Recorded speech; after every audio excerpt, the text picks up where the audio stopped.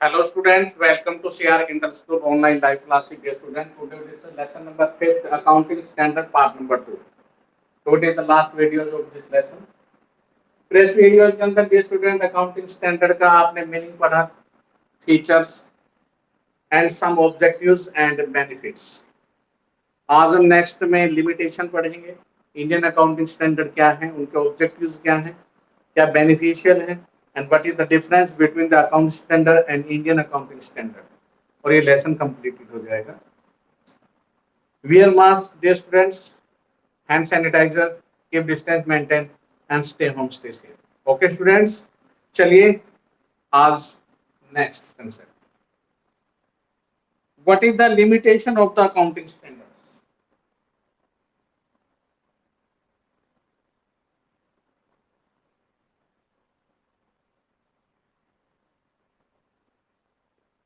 क्या है लिमिटेशन? देखिए, आपने पढ़ा है कि स्पाइट ऑफ मेनी बेनिफिट्स, बहुत से महत्व फायदे हैं। आपने बेनिफिट्स पढ़े जिसमें 5 बेनिफिट्स को आपने पढ़ा। फिर भी अकाउंटिंग स्टैंडर्ड्स के अंदर कुछ ऐसी लिमिटेशन है, some such like number 1 restrict initiative.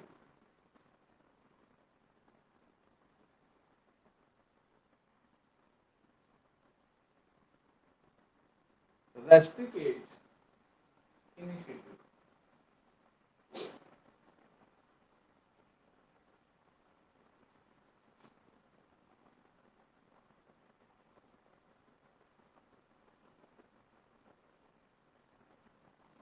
क्या होता है? इनिशिएटिव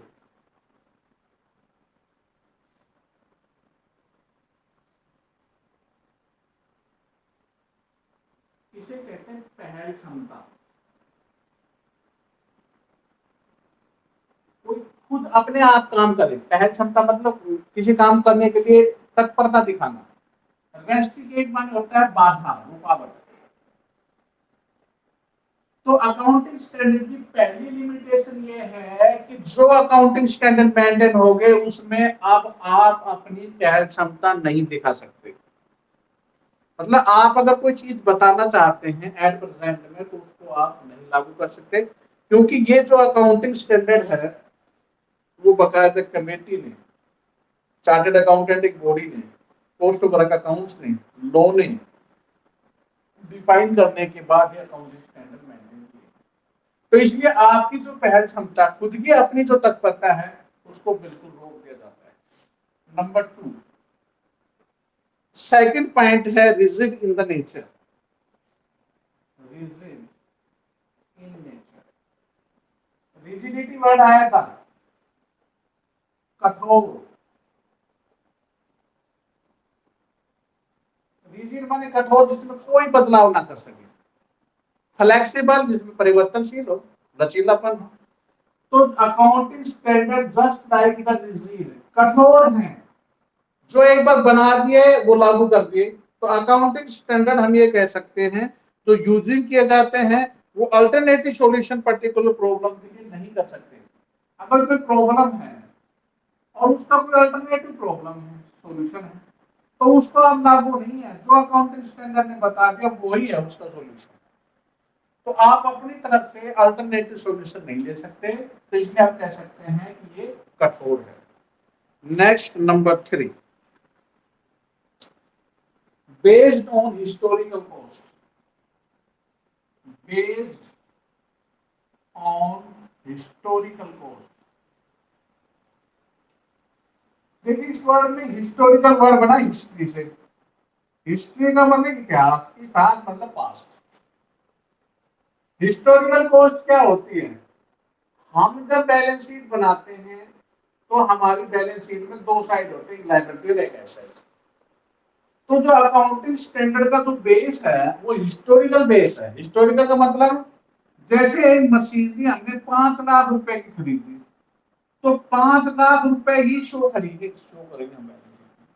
हो सकता है उसकी मार्केट वैल्यू उस समय 10 लाख हो, उसमें 3 लाख हो। Market value are not shown.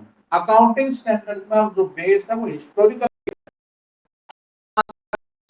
50 lakh रुपए शो होगी। इसे कहते हैं historical based. Next last limitation है obstruct the judgement of auditors. Obstruct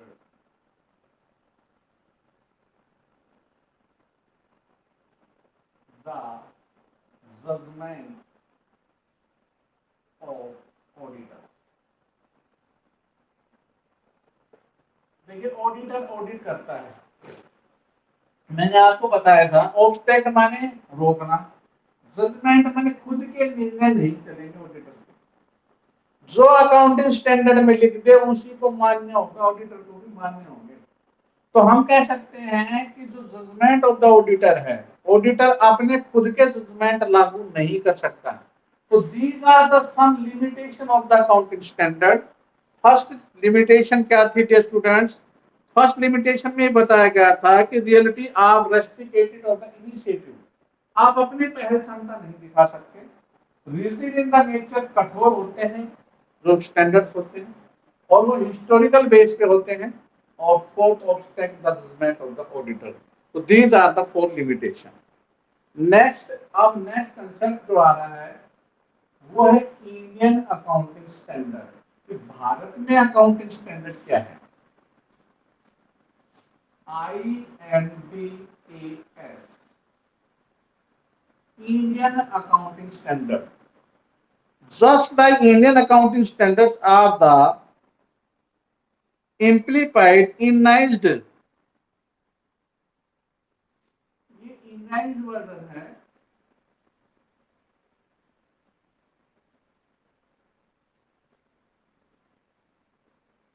Indian पे ही इनाइज्ड वर्जन, इंडियन अकाउंटिंग स्टैंडर्ड को ही लागू कर रखा है इन्होंने, लेकिन इनाइज्ड अपना खुद का इंडिया ने अपना एक वर्जन बनाया जिसके अंदर इंटरनेशनल फाइनेंशियल रिपोर्ट स्टैंडर्ड को बेस माना। IFRS इंटरनेशनल लेवल पर फाइनेंशियल रिपोर्टिंग स्टैंडर्ड है, international financial reporting standard. IFRS से जो बातें सामने आई, उन IFRS के एक सेट ऑफ अकाउंटिंग स्टैंडर्ड बनाया गया, developed by the IFRS, basis of which is the financial statements enterprises is prepared as the presented to its users। Bharat में इंडियनाइज्ड वर्जन को लागू किया गया और ये version based on international financial reporting standard के तहत बनाए गए। जो ये स्टैंडर्ड इंडियन है, जो यूजर्स हैं उनके लिए वो इंफॉर्मेशन, वो स्टैंडर्ड प्रोवाइड किए गए। तो आगे समझ में student, Indian accounting standard based on the accounting standard ये, लेकिन खुद का इमेज्ड वर्जन बनाएगा। इस वर्जन में क्या डाला गया? इंटरनेशनल फाइनेंस रिपोर्ट जो भी स्टैंडर्ड है उन्हीं को बेस मानकर और वही स्टैंडर्ड यूजर्स के लिए अप्लाई किए गए। अब इंडियन अकाउंटिंग स्टैंडर्ड की फीचर या नेचर्स या कैरेक्टरिस्टिक्स, मॉडिफाइड वर्जन हो। अभी मैंने कहा था ये IFRS का ही मॉडिफाइड वर्जन है। मॉडिफाइड का मतलब होता है उसमें रूपांतरण कर दिया, बेस वही है। इंटरनेशनल फाइनेंशियल रिपोर्टिंग स्टैंडर्ड जो बन रहे हैं उन्हीं को मॉडिफाइड करके इंडियन अकाउंटिंग स्टैंडर्ड मेंटेन किए गए। Number 2, Indian accounting is the may be comprehensive.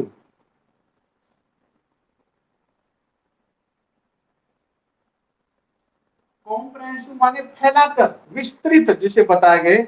Comprehensive use are the may be comparising and में, जिसमें क्या क्या किया गया है? Revenue, expenses, loss, asset, liability, equity, मतलब सब चीजों को डिफाइन किया गया है। कॉम्प्रहेंसिव होता है किसी चीज को फैला के विस्तृत अध्ययन करना। तो Indian accounting standard are the may be the comprehensive. Number 3, principle base.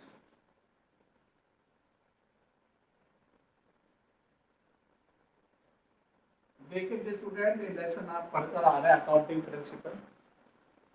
Principal में आपने अजम्पशन, कंसेप्ट और कन्वेंशंस पढ़ी थी, जिसमें बहुत से प्रिंसिपल्स, 11 प्रिंसिपल्स आपने पढ़े थे।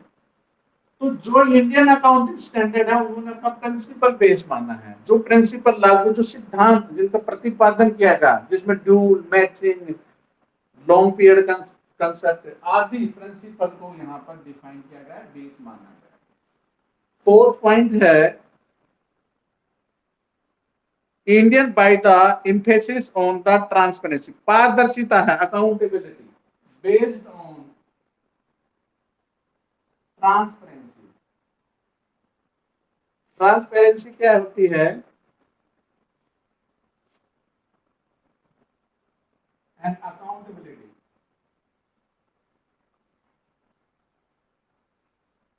पारदर्शिता, जिसको सही माना जाए उसे ट्रांसपेरेंसी कहते हैं। अकाउंटेबिलिटी, जवाबदेही।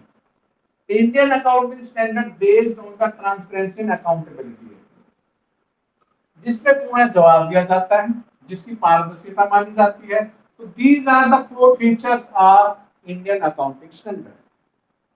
फिर देखिए सबसे पहले क्या है, इंडियन अकाउंटिंग स्टैंडर्ड की पहली फीचर है IFR बेसिस मॉडिफाइड है।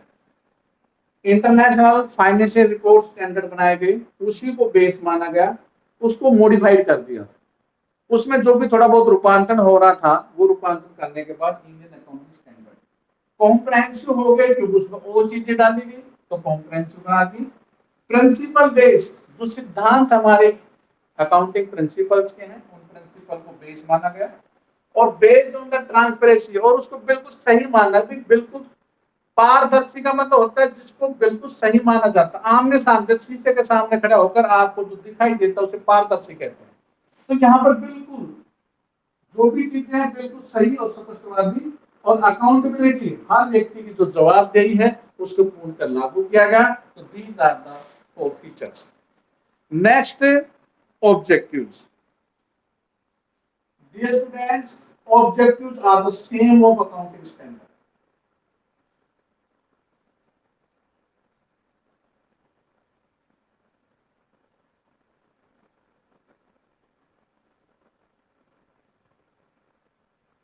इंडियन अकाउंटिंग स्टैंडर्ड के ऑब्जेक्टिव, जो अकाउंटिंग स्टैंडर्ड के ऑब्जेक्टिव थे वही सेम है। चलो रिपीटेशन कर देते हैं कौन कौन से थे।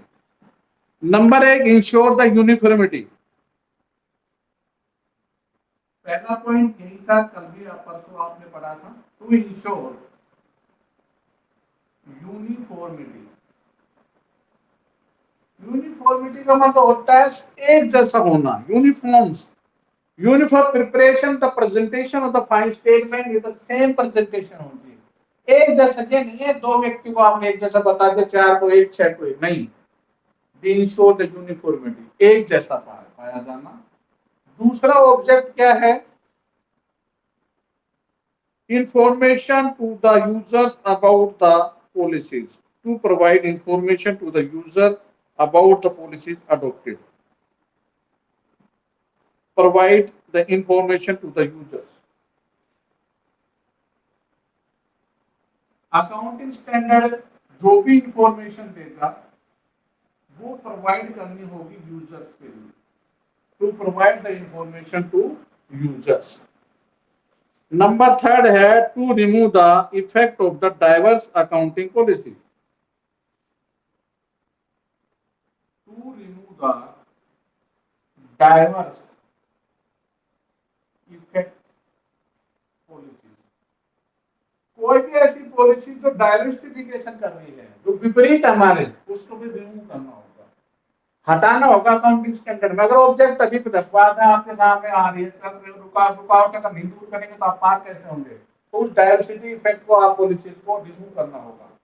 नंबर 4, चौथा पॉइंट है remove the effect to ensure the consistency, to ensure the consistency. अब कंसिस्टेंसी क्या होता है? शिथिलता। शिथिल क्या होता है? हर साल एक जैसे होंगे नहीं है, कंसिस्ट नहीं अगर पाए जाएंगे तो कंपेरेबल नहीं होंगे। तो कंसिस्टेंसी होनी जरूरी है, एक जैसे होनी चाहिए।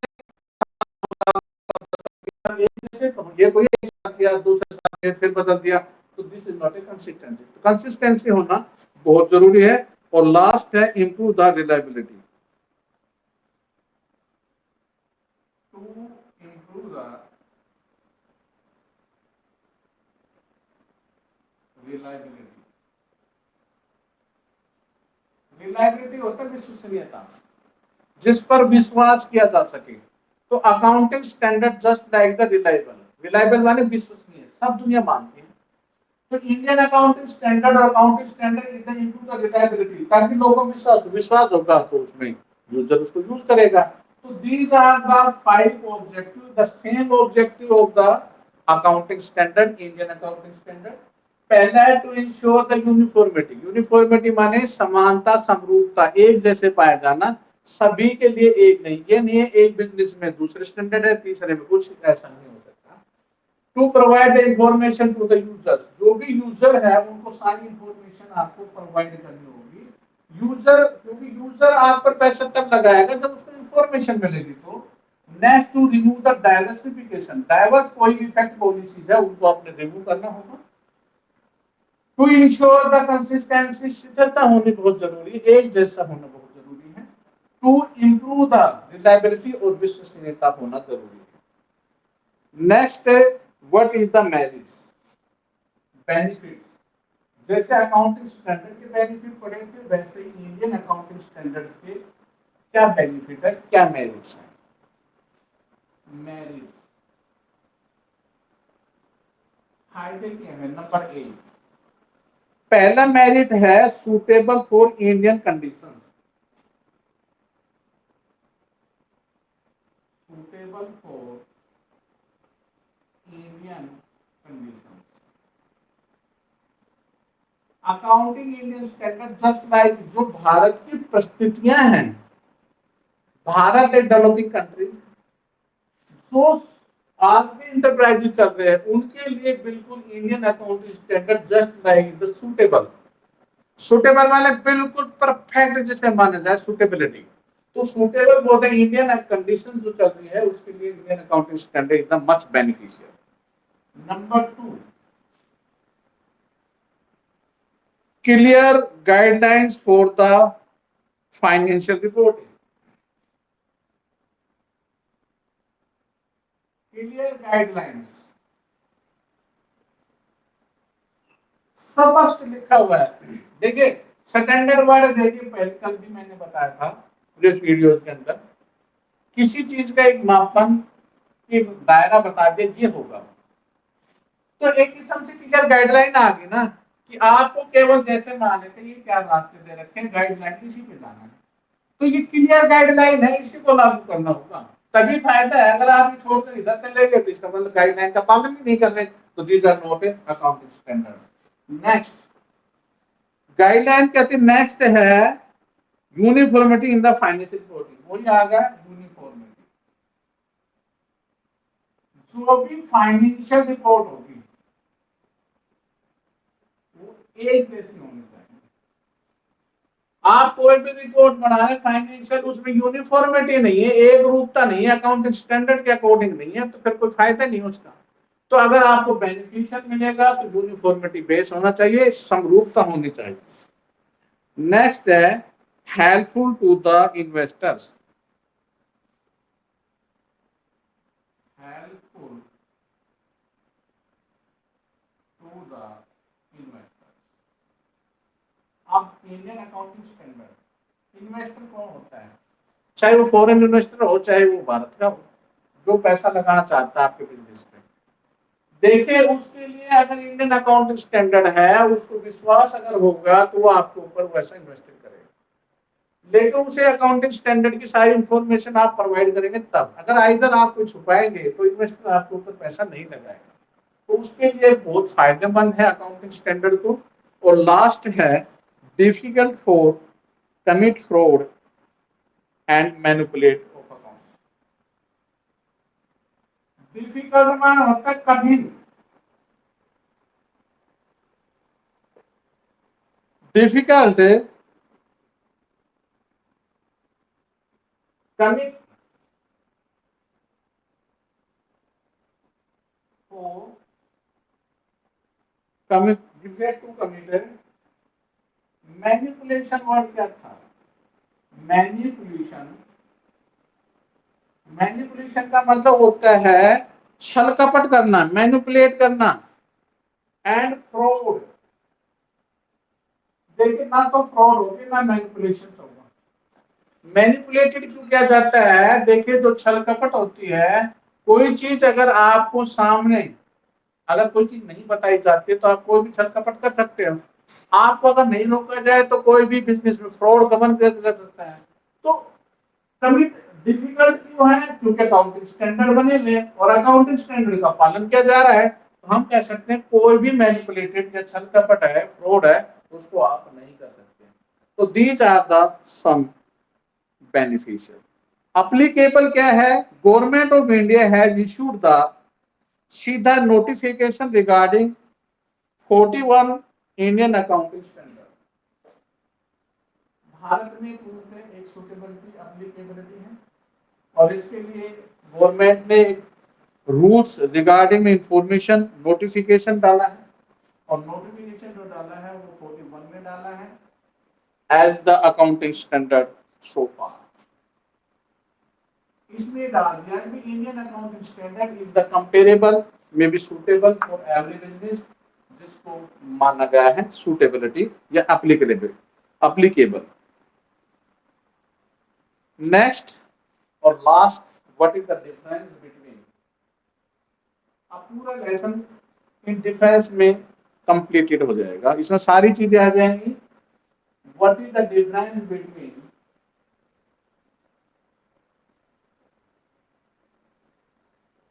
इस पे पूरा लेसन आ रहा है। अकाउंटिंग स्टैंडर्ड और इंडियन अकाउंटिंग स्टैंडर्ड में क्या डिफरेंस है? बेसिस ऑफ डिफरेंस, अंतर का क्या आधार है? पॉइंट नंबर फर्स्ट समझो। नंबर एक, बेसिस, आधार। देखो अकाउंटिंग स्टैंडर्ड का जो बेस होगा वो इंटरनेशनल अकाउंटिंग स्टैंडर्ड है और जो हमारे इंडियन का जो बेस है वो अभी हमने बताया था, किसको बेस मान के लिखा था? IFRS, international financial reporting standard. इसको बेस माना है इंडियन अकाउंटिंग स्टैंडर्ड में। इसका जो बेस है इंटरनेशनल अकाउंटिंग स्टैंडर्ड है, इसका बेस है IFRS। Number two, rules based and principle based. Rule based oblique principle based.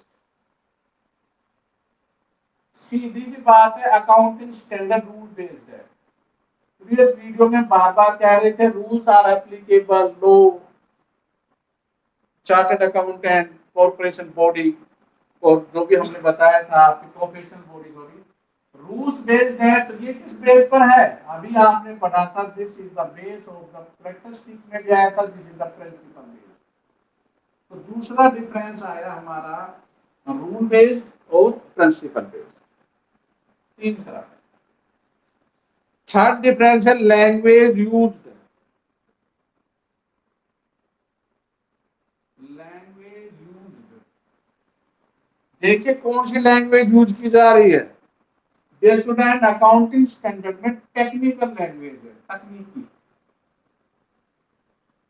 Technical language. तो फिर अकाउंटिंग, इंडियन अकाउंटिंग स्टैंडर्ड में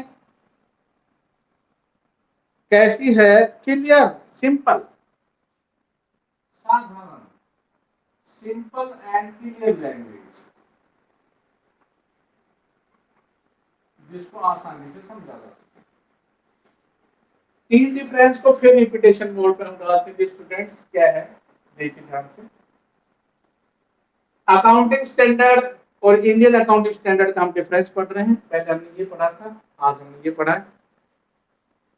basis, international accounting standard base है इसका, तो फिर इसका भी है तो इंटरनेशनल, देखिए international financial reporting standard base है, रूल्स बेस्ड, ये रूल पर बेस चला है, ये प्रिंसिपल पर बेस है। लैंग्वेज इसमें टेक्निकल लैंग्वेज है, तकनीक की भाषा यूज की गई है, इसमें सिंपल और क्लियर लैंग्वेज है। Next number 4,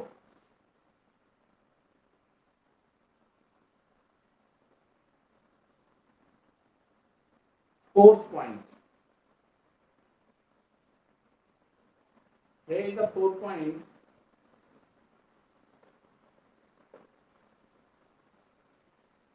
fair value of the assets।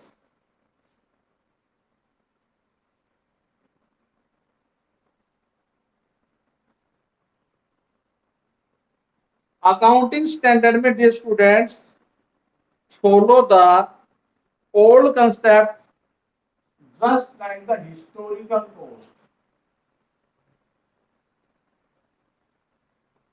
Historical cost मैंने अभी बताया था पीछे, एक एसेट हमने 5 लाख की खरीदी है तो 5 लाख उसकी हिस्टोरिकल कॉस्ट होगी।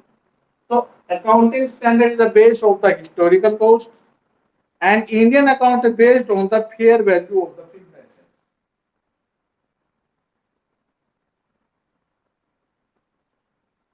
उस समय उसकी क्या फेयर वैल्यू है उसको बेस मान रहा है इंडियन अकाउंटिंग स्टैंडर्ड। तो इंटरनेशनल बेस था इसका आईएफआरएस है, ये हिस्टोरिकल कॉस्ट को ले रहा है, ये फेयर वैल्यू को ले रहा है। Number 5, trust and Reliance by the international investors.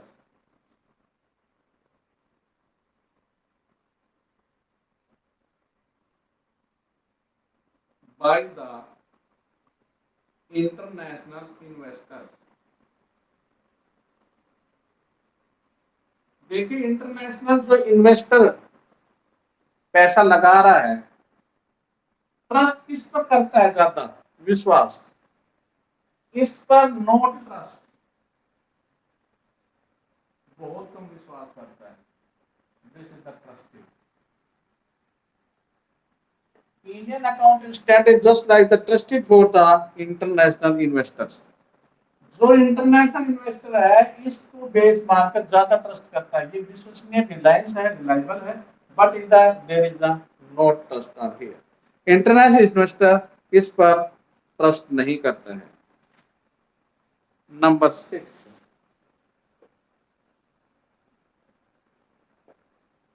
तो ये हिस्टोरिकल बेस है, नो ट्रस्टेड है, ये fair value, fixed assets and trust base. Number 6 point है यूनिफॉर्मिटी।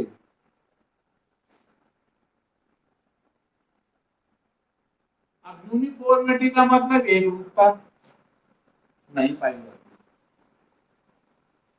और इसमें yes Indian accounting standard just like uniformity, इसमें एक रूपता पाई जाती है, इसमें एक रूपता नहीं पाई जाती। बात हम बार बार करते हैं, but just not like the ensure of the uniformity. हम पढ़कर आ रहे हैं अकाउंटिंग यूनिफॉर्मिटी होता है बट नॉट डिफरेंस में जब आए, जस्ट लाइक द कंपेरेबल अगर दोनों करें तो इसमें इसकी तुलना में ज्यादा यूनिफॉर्मिटी है। And last, multiple reporting. Multiple reporting क्या है? Multiple reporting students require the multiple reporting for the economic located in the different countries। ये विभिन्न सूचनाएं देता है डिफरेंट कंट्री में लोकेटेड जहां भी है। Multiple information, multiple reporting provided to the located of the different countries. No, ये नहीं करता क्योंकि इंडियन अकाउंटिंग स्टैंडर्ड है, तो डिफरेंट कंट्री को बताने का मतलब ही नहीं होता है।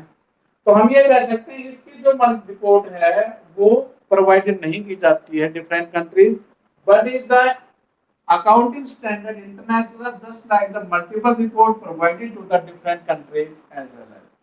So same difference in the uniformity and multiple reporting.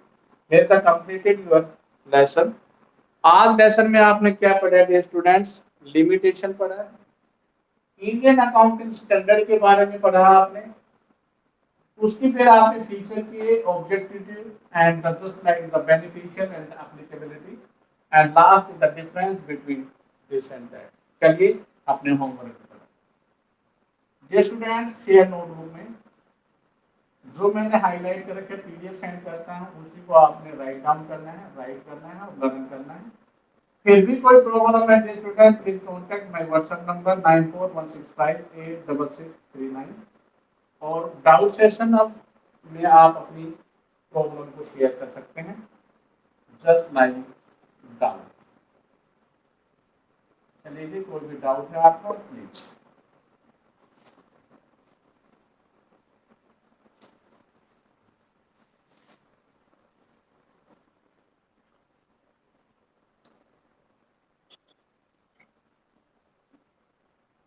Yes please. सबसे पहले जिसका मैं नाम लेता रहा हूं प्लीज आशीष जांगीड़े का अपना माइक ऑन कीजिए, यही आ रहा सबसे पहले। पहला किसका फर्स्ट पॉइंट? कैरेक्टरिस्टिक्स का, ऑब्जेक्ट का, मेरिट का, अकाउंटिंग स्टैंडर्ड। अरे ये तो बोल फीचर बतानी है, ऑब्जेक्ट है क्या बताना है? हेलो, अरे फीचर्स बतानी है, डिफरेंस बताना है, क्या बताना है? Okay. Rusticate of the initiative का मतलब होता है पहल क्षमता, जिसको बढ़ चढ़कर भाग लेते हैं हम, जिसमें अगर आपको रोक दिया जाए कि ये काम आप नहीं कर सकते, अकाउंटिंग स्टैंडर्ड ही करेगा, तो आपकी पहल क्षमता खत्म हो जाएगी, आप अपने अकॉर्डिंग नहीं कर सकते। इसे कहते हैं रेस्टिकेट ऑफ द इनिशिएटिव। और बोलिए। हिमांशु चौहान।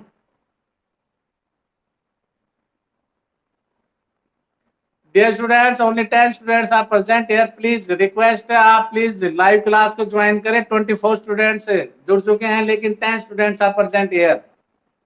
प्लीज आपसे रिक्वेस्ट है, जो भी स्टूडेंट आपके संपर्क में उनसे कहिए कि वो class live class please join करें और क्विट ना करें। ये नहीं मेरी प्रॉब्लम खत्म होगी तो मैं क्विट करके चला जाऊँ। आप सुनते रहिए ना, दूसरे स्टूडेंट के तो सुन सकते हो आप।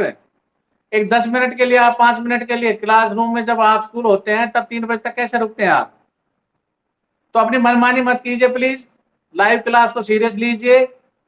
ये मत मानिए कि घर की चार दीवारी में बैठे हैं तो आपके ऊपर कोई किसी प्रकार का वो नहीं है, मन में आए तो आगे, मन में आए तो आप ट्वीट करके।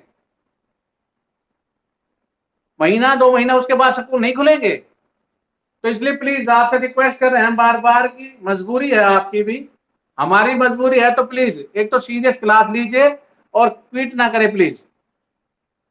हिमांशु चौहान माइक ऑन कीजिए प्लीज।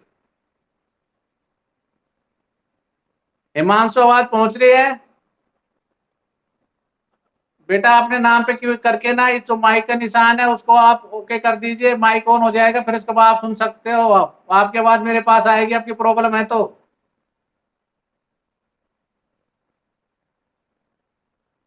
हिमांशु आवाज नहीं पहुंच रही क्या? चलो काजल। काजल, हाँ बोलिए प्लीज। नहीं है कोई प्रॉब्लम? हेलो, कोई प्रॉब्लम नहीं है?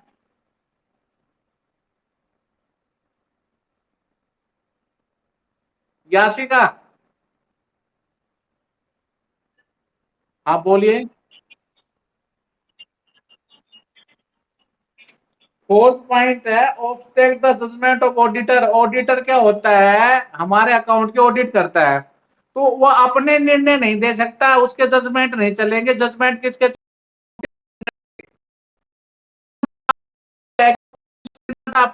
For the every person. Auditor object, उसको रोक दिया जाएगा।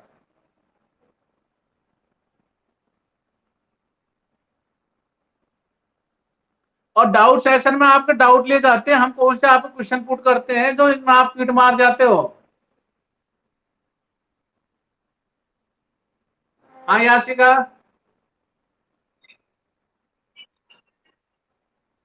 मैं ये कह रहा हूं ऑडिटर के जजमेंट नहीं चलेंगे। ऑडिटर होता है जो अकाउंट की ऑडिटिंग करता है, उसको रोक दिया जाएगा। Accounting standard is applicable.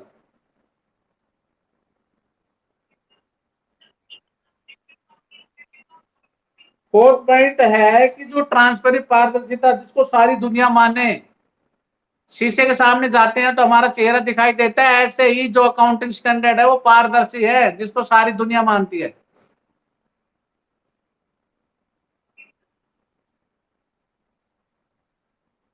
Next, अंकुश,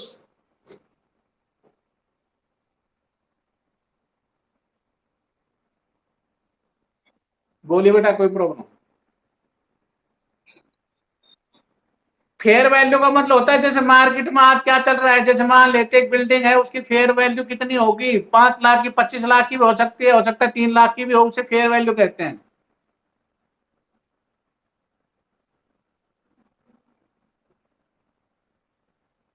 और बोलिए। हार्श,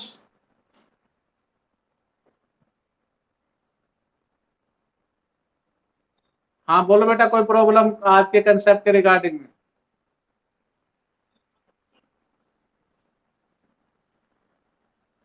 पलक, हाँ जी।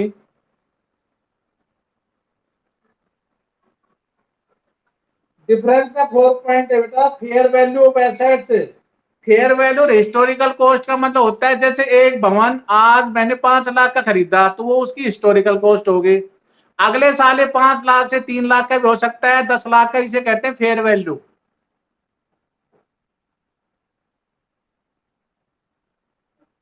और बोलिए।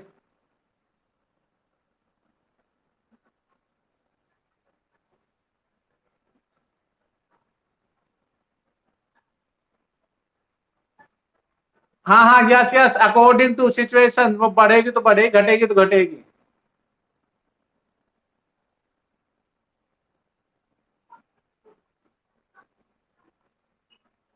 हाँ हाँ,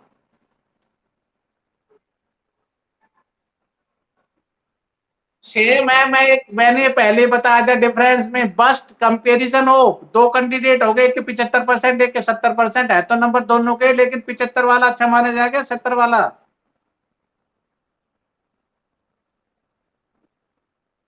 75 वाला ना, तो इसलिए uniformity Indian accounting standard just the comparable of the accounting standard.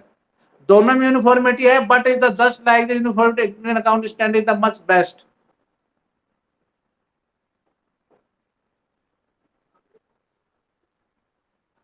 या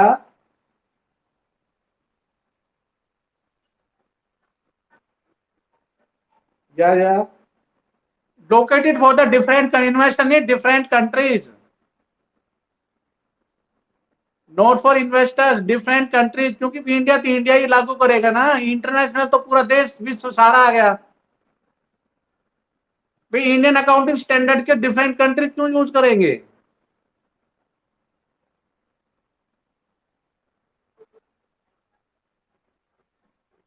डिफरेंट कंट्रीज है, इन्वेस्टर तो कहीं बैठा है, वो तो अपना पैसा कहीं पे वहां लगाएगा जहां पर तो इंडियन वालों को प्रायोरिटी दे रहा है।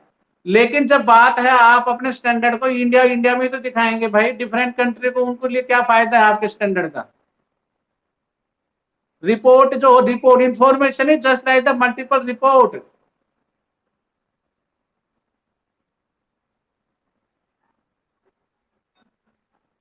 जो भी इंफॉर्मेशन के बाद एक रिपोर्ट निकाली जाती है, उस रिपोर्ट पे लगाया जाता है भी इंटरनेशनल लेवल पे ये चीजें यहां पर हो रही है।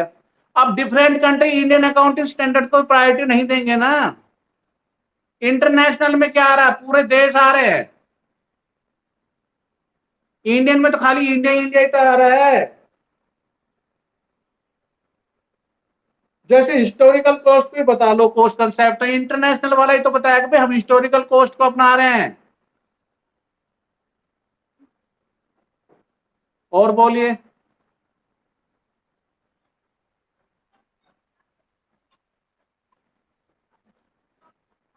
किसका? मेरिट्स का? इसमें हेल्पफुल इन्वेस्टर जो होते हैं, देखो इन्वेस्टर बार बार आ रहा है कि आप अपना पैसा कहाँ इन्वेस्टमेंट करोगे बताओ।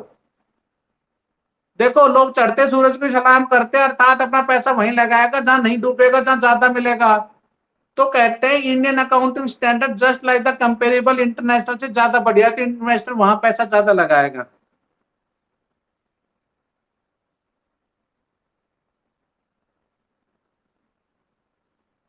भाई आप, आपके पास पैसा है, इकोनॉमिक डिसीजन आप क्या लेंगे, इंटरनेशनल पे लगाएंगे इंडियन पे लगाएंगे, तो देखने के बाद भी तो लगाएंगे। तो इन्वेस्टर के लिए हेल्पफुल होता है इंडियन अकाउंटिंग स्टैंडर्ड। और बोलिए।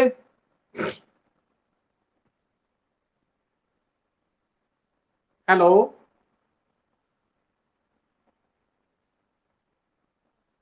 और कोई प्रॉब्लम?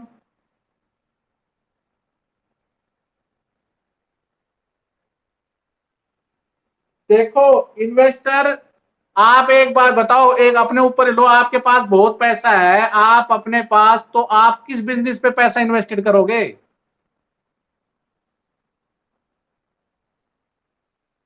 जो आपको अच्छी तरह देगा, प्रोवाइडेड करेगा, इंटरेस्ट ज्यादा देगा, वहीं तो लगाओगे। तो कहते हैं Indian accounting standard is the much beneficial of the international accounting standard. ये कहना चाहता है इन्वेस्टर के लिए ज्यादा फायदेमंद है। आप इकोनॉमिक डिसीजन लेंगे तो एक तरफ में इंडियन पे लगाएंगे, ना कि इंटरनेशनल अकाउंटिंग स्टैंडर्ड पे, ये कहना चाहता है।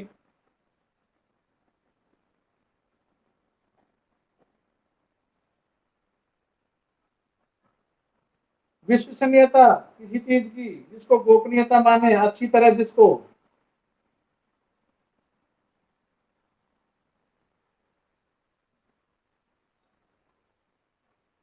या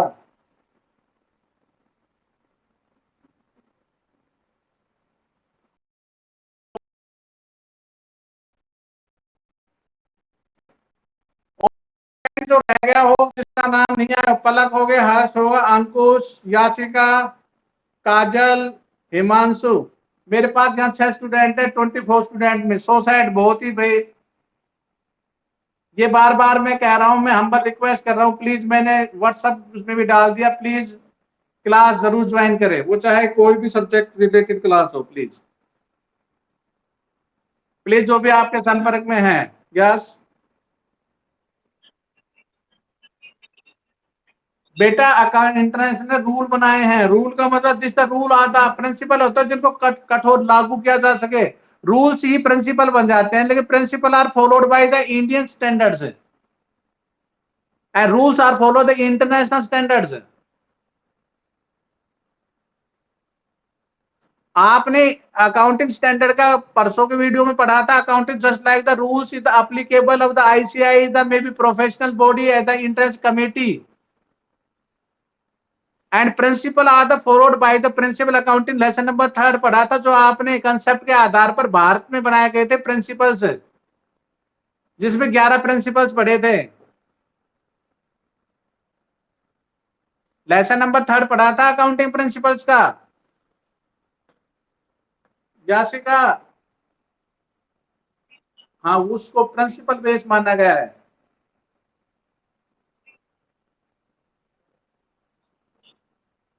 और कोई स्टूडेंट्स? प्लीज रिक्वेस्ट है, जो आपके संपर्क में है वो रेगुलर, क्योंकि कल से dear students next lesson practical part start. अब तक थ्योरेटिकल चल रहा था, कल न्यूमेरिकल क्वेश्चन स्टार्ट हो जाएंगे, लेसन नंबर 6 अकाउंटिंग इक्वेशन।